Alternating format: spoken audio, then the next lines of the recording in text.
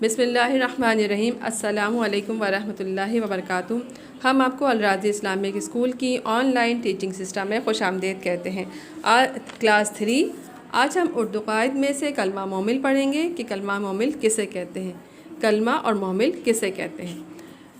बामायने लफ्ज़ को कलमा और बेमायने लफ्ज़ को मोमिल कहते हैं, यानी ऐसे अल्फाज जो मायने रखते हों और सुनने वाले की समझ में आसानी से आ जाए उनको कलमा कहते हैं, जबकि ऐसे अल्फाज जिनका कोई मायने नहीं होता मगर जब वो कलमा से मिले तो मायने बनाते हैं उनको मोमिल कहते हैं। मिसाल के तौर पर जमात में इतना शोर शराबा क्यों है, जमात में इतना शोर शराबा क्यों है। शोर और शराबा, शोर के मायने तो आपको समझ में आ रहा है, शराबा के कोई मायने नहीं होता, तो ये क्या है, मोमिल।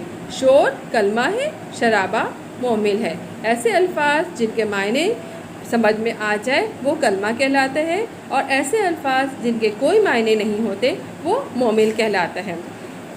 दूसरी मिसाल है, तुम हर वक्त खेल शेल में लगे रहते हो। खेल से बात समझ आ रही है, शेल क्या है ये इसके मायने नहीं है, तो खेल कलमा है और शेल मोमिल है। आपके स्क्रीन पे इसकी मज़ीद मिसालें नज़र आ रही होंगी इसकी कलमा और मोमिल की।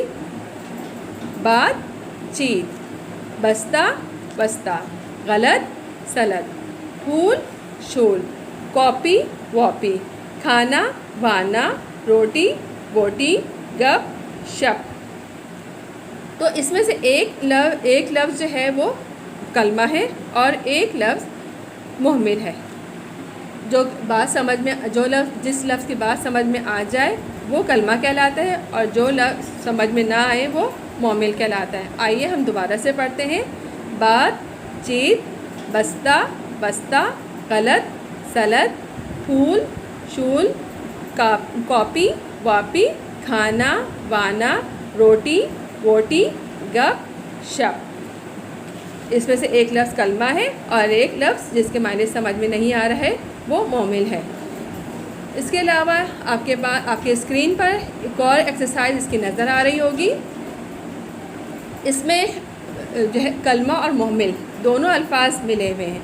खाली, कागज़, चाकू, दिल, ढीले, बिल, खोली, ढाले, वाकू, वागज़। अब हम क्या करेंगे, हम इसकी एक कलमा और उसकी जोड़ी बनाएंगे मोमिल की। कलमा और मोमिल की जोड़ी बनाएंगे।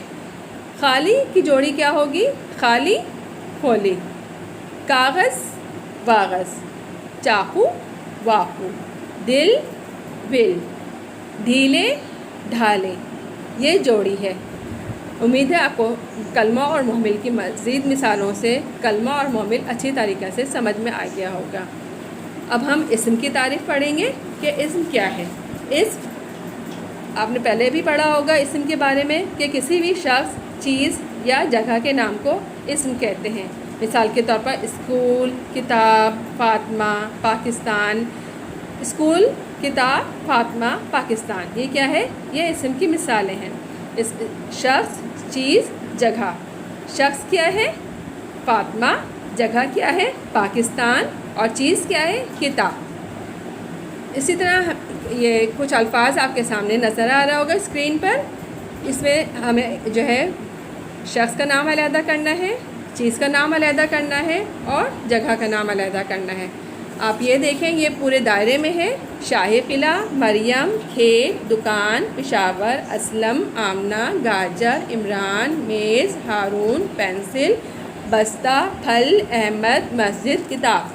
तो हम इसको अब अलग-अलग करेंगे, शख्स का नाम, चीज़ का नाम, जगह का नाम।